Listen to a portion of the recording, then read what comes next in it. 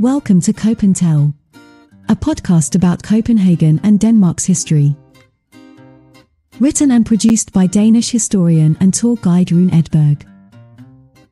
This podcast features excerpts from Rune Edberg's book Know Your Dane, Unlocking the Secrets to the Danish Mentality, as well as stories from his 2 walking tours, World War II and Copenhagen, and Copenhagen's Dark History Walk.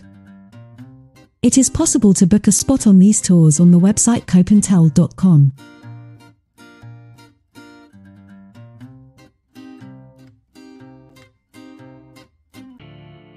In this episode, we're going to look at Denmark's history from 1200 to 1600 medieval period and the Reformation, and the early attempts at creating a Danish identity. One of the first discourses describing the Danes and their common history was Gesta Danorum, Story of the Danes, written in 1220 by the monk Saxo Grammaticus. This text was commissioned by the Danish King Valdemar, and should be seen as a propaganda script that would justify Valdemar's family's right to the Danish throne. It is also in this text that the terms Danish and Vikings were first linked to Danish history. This was the first major attempt at creating a national common Danish identity that connected the 4 largest parts of Denmark: Jutland, Zealand, Scania, now part of Sweden, and Funen. Aside from focusing on Valdemar's house as the rightful owners of the Danish throne, the publication was also a manifesto geared towards the German-speaking states and the German emperor, who also had an interest in Danish territory. However, the text emphasized the inhabitants of the Danish towns as their own people with their own language, culture, and mentality. First female ruler. 150 years later, the first woman became the ruler of Denmark when Margretta I was crowned.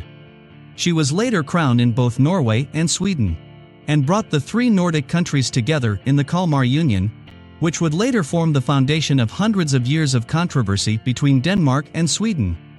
The latter left the union, which started to shape the conflict between the 2 countries. In 1520, the foundation for the poor relationship between Denmark and Sweden was further cemented, when the Danish king, Christian II, executed a large number of Swedish nobles in Stockholm. This event would be used by Sweden in anti-Danish propaganda for the next 100 years. The Reformation. Internal disputes started a civil war in Denmark in 1534, and a few years later, Martin Luther's showdown with the Catholic Church also came to Denmark. The king used the Reformation as a convenient excuse to acquire additional power and wealth at the expense of the church. After the Reformation, a power shift took place, and the Danish king was to be regarded as the supreme authority in the Danish kingdom, which also included Norway and 2 German-speaking provinces. He was higher ranked than both former kings and the church authorities, and served as the leader of both church and country.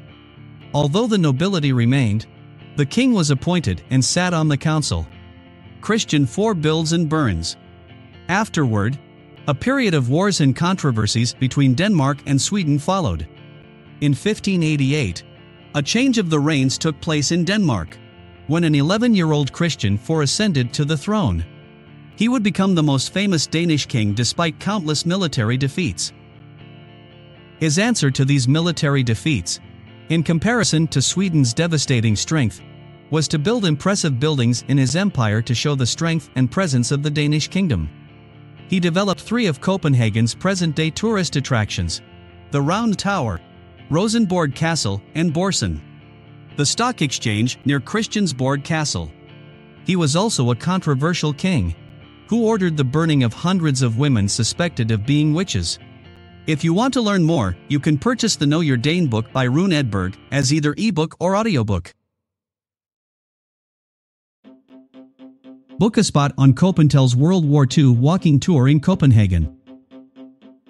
Take a journey back to the 1940s, when the Nazi German forces had occupied the Danish capital. On this guided walking tour we will visit the city district of Vesterbro and the city center of Copenhagen. In the company of our historian Rune Edberg, who is specialized in the Second World War and the German occupation of Denmark 1940 to 1945, you will have the unique opportunity to visit some of the central places of the Danish freedom struggle during the Second World War. You'll become acquainted with the central themes and paradoxes of the period.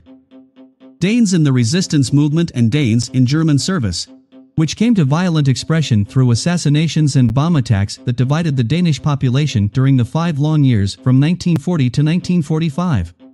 We will stop outside at some of Copenhagen's most central locations and sites from the Second World War. This includes the former Gestapo headquarters at Shellhuset, where we will hear the story of the British bombing of the building on the 21st of March 1945 and its consequences.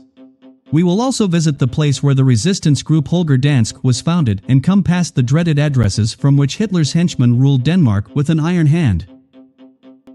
You can book your spot on copentel.com. You have been listening to Copentel, a podcast about Copenhagen and Denmark's history. Written and produced by Danish historian and tour guide Rune Edberg.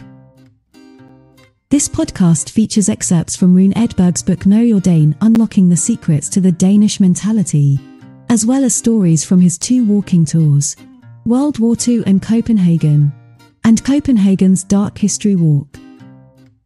It is possible to book a spot on these tours on the website copentel.com.